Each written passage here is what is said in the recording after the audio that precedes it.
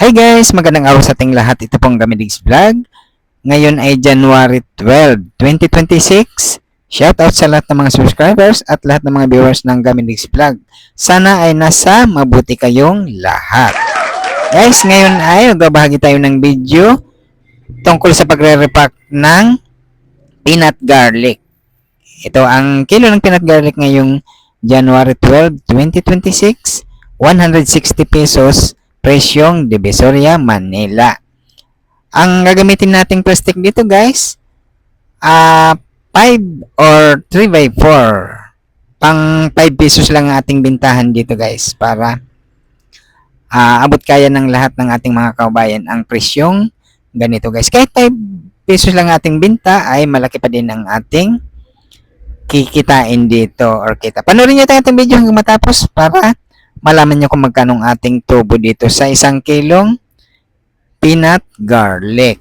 Ayan guys, kung mga baguhan pa lang kayo, kailangan bumili lang kayo ng sealer. Yung pangsara nito para maganda ang kanyang itsura.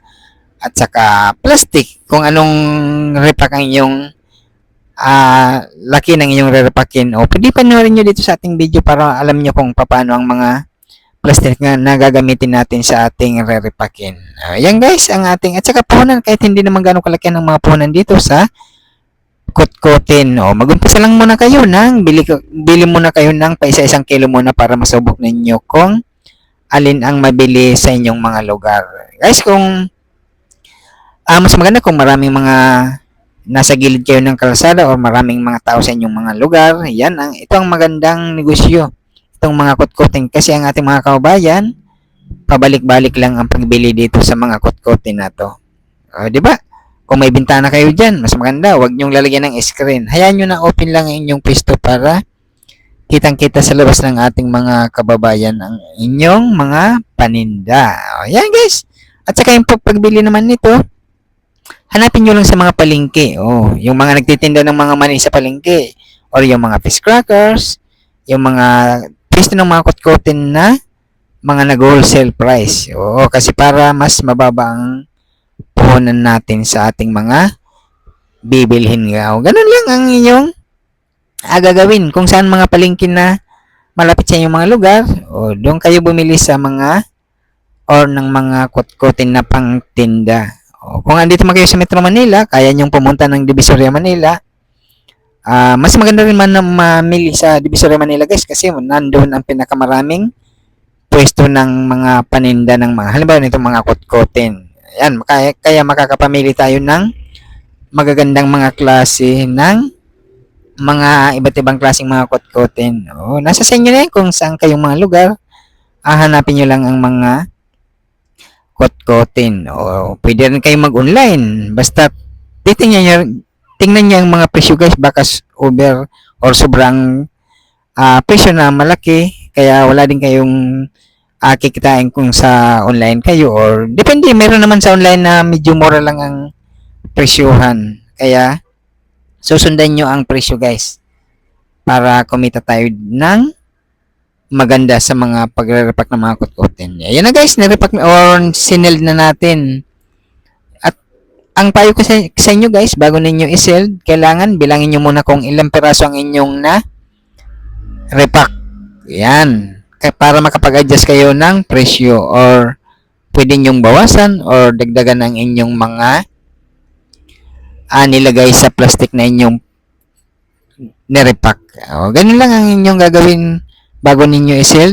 Bilangin nyo mo kung magkano inyong puhunan at saka kung magkano inyong gustong tubo. Para alam nyo na bago nyo i-sell, alam nyo na kung magkano inyong tutubuin. Yun lang, ganun lang kadali or kasimple ang ganitong mga pagre-repack ng ating mga kutkutin. Kaya ito guys, sinishare ko yung mga video ng pagre-repack para yung mga kababayan nating mga nag-iisip na magtinda ng mga kutkutin. May makuha silang mga idea kung paano ang pagre-repack ng para kumita tayo ng maganda. Sa mababang presyo nyo lang daanin guys ang inyong pagre-repack para madali ninyo maibenta ang mga ganitong paninda. Guys, at saka yung gagamitin nating pagdidisplayhan dito, pwede nyo ilagay sa basket, or sa tray. Ito ang dinidisplayhan ko nito guys, ay ini-stapler ko siya sa karton ng cake. Mamaya makikita ninyo kung anong mga anong karton ng cake ang ating pag-stapleran or paglalagyan nitong ating nirepack. Ayan. Ganun lang kadali ito. Marami namang pamamaraan kung paano ninyo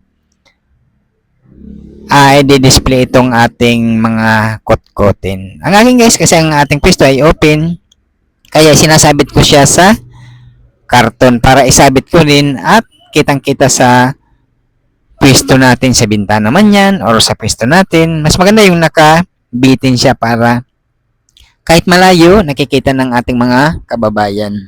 O ganun lang, di ba? Napaka simpleng gawin or magtinda nito guys. Lang itong mga, haluan nyo guys, kung magtitinda kayo ng mga mani, kailangan lahat na ikumpletuhin nyo. May paninda kayong iba't ibang klaseng mga gummy candy, mga sampalok, pop beans, fish crackers,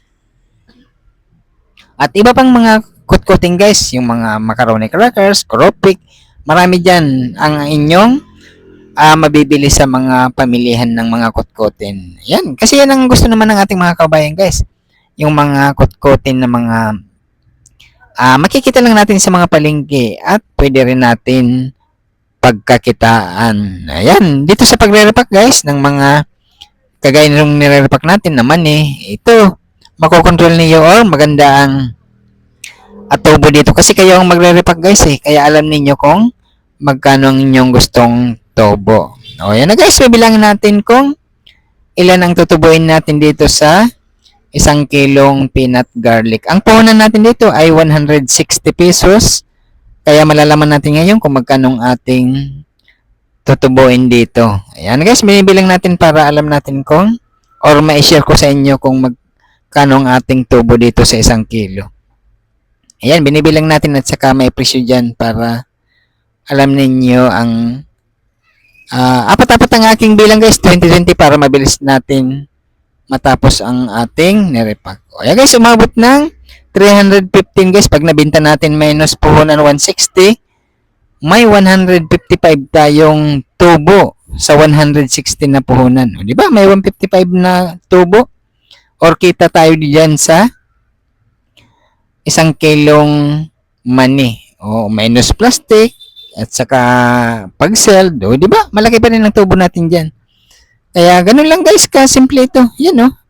Diyan natin yan, yung karton guys na ating sinasabing pinagdi-displayan yan. No? Karton lang yan ng cake, yung cake na nabibili natin sa mga birthday natin. Yan, tabasin nyo lang ng pahaba. At saka, lagyan ng alambre sa dulo. Ayun na. Isabit nyo na sa inyong mga pwesto. Yung sasabitan ninyo. Magpako kayo dyan ng, maglagay kayo ng pako, tapos doon nyo isabit yung mga nirepack natin. Pagtabi-tabihin nyo, magiging ganito na guys. Pag pinagtabi-tabi ninyo sa pwesto ninyo, magiging ganito na ang kanyang itsura. O, di ba? Napakaganda tingnan yan, no? At saka, walang screen. Yan ang mas maganda. Huwag nyo lalagyan ng harang or screen para lahat ng ating paninda ay kitang-kita sa labas at nahawakan ng ating mga kaubayan. O, ayun na, di ba na? Ang pag-stapler natin guys, panoorin nyo kung paano natin ilalagay at para maganda tingnan at maraming mailalagay tayo. Ayan no, magkabilang gilid natin in-stapler yan. O, di ba? Huwag sa gitna, magkabilang gilid ang ating paglalagay para maganda tingnan at marami ang laman dyan sa karton na yan. O, di ba? Maganda tingnan na. O, matatapos na yan guys, ang ating nirepack na peanut garlic. Ito guys na bear nut or peanut garlic, iba-ibang mga flavor nito. May spicy, yung manghang, meron ding barbecue, may garlic, kagaya ng ating nirepack na ito. Ayun guys, ang ating, tapos na ang ating nirepack. O, di ba? Napakaganda na tingnan. Guys, nagpapasalamat tayo sa lahat ng mga subscribers at lahat ng mga viewers ng Gamindix Vlog. Thank you guys. Kung magustuhan nyo mga ganitong klaseng video, pwede nyong i-like, i-share, or i-subscribe. Importante dito ay ang pagtitinda para lahat tayo ay kumita. Thank you guys. Bye!